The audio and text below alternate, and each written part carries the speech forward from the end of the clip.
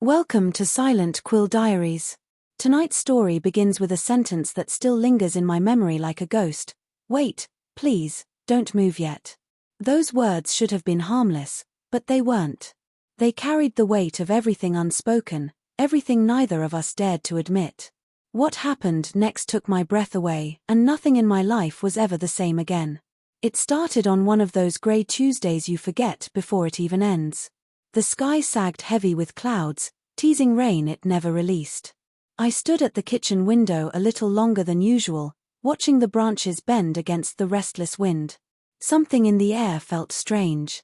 Not loud or obvious, just wrong. The kind of wrong you only notice in your bones before your mind catches up. The house creaked the way old houses do, wood stretching and sighing, carrying the memory of storms long past. Normally, I ignored it. But that day, it made me uneasy. I moved slowly up the stairs, each step echoing louder than it should. The hallway was dim, thick with the kind of silence that doesn't let you breathe too freely. That's when I noticed his bedroom door, cracked slightly open. Ethan's door. My son's closest friend, though over the past year he'd been more like family. He was 23, a man, not a boy anymore. Still, that crack in the door, it felt like an invitation or maybe a trap. I paused, my palm brushing the old wooden railing, my chest tight.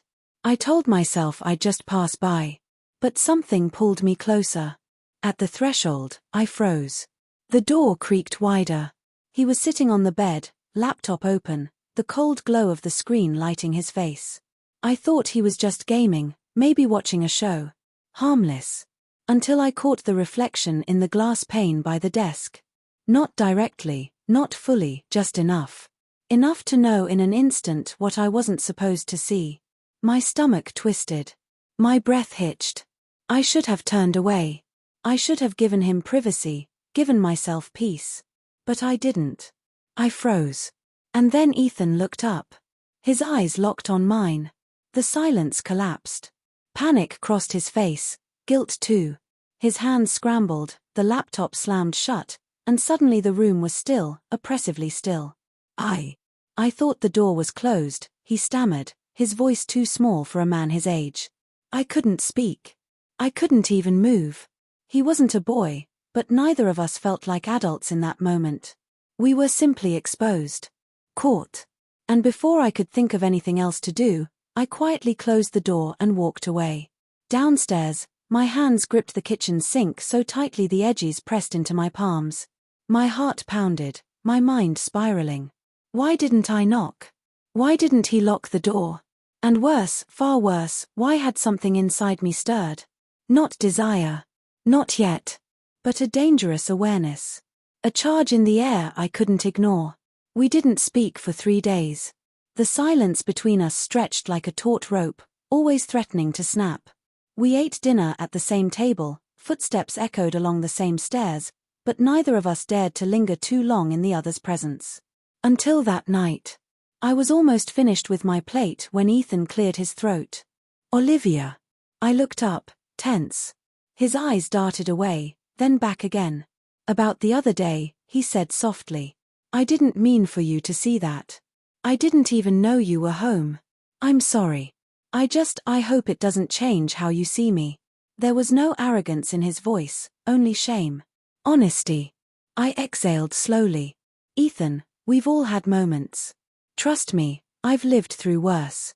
A weak smile tugged at his mouth. So I told him a humiliating story from my 20s, something I still cringed at to this day. For the first time since that night, he laughed. Really laughed. And I laughed with him. Just for a beat, the tightness in the air loosened. Then something shifted. The way he looked at me changed. His gaze was less guarded, more searching. I guess we're even now, he said. I tilted my head. Even? He froze, color draining from his face. His hands clenched against the table. Finally, he swallowed and whispered, I've seen you too. Before. My heart stopped. What do you mean? My voice was barely more than a breath. He hesitated, then lifted his eyes, steady and unflinching. At first it was by accident. But after that, I didn't look away. I should have been furious. I should have felt betrayed. But I wasn't. My pulse hammered in my ears, and something deep inside me, something I had buried long ago, stirred again. Heat, fear, curiosity. Why are you telling me this? I whispered. His answer was almost inaudible. Because I think about you more than I should. And after what happened the other day, I couldn't pretend anymore. The silence that followed wasn't the heavy hush from before. It was different now. Charged. Waiting. I didn't respond. I couldn't. Because the truth was, I hadn't stopped thinking about it either. Not just the accident, but the fact that I hadn't turned away right away. The fact that I stayed. Something had changed, and we both knew it. And in that moment, when he leaned forward just slightly, not enough to cross a line but enough to make my breath catch, I realized the ground beneath us had shifted forever. This wasn't just about a mistake, or shame, or even curiosity. It was about something neither of us wanted to name but both of us could feel. A boundless, dangerous pull. And I knew then, nothing between us would ever be the same again.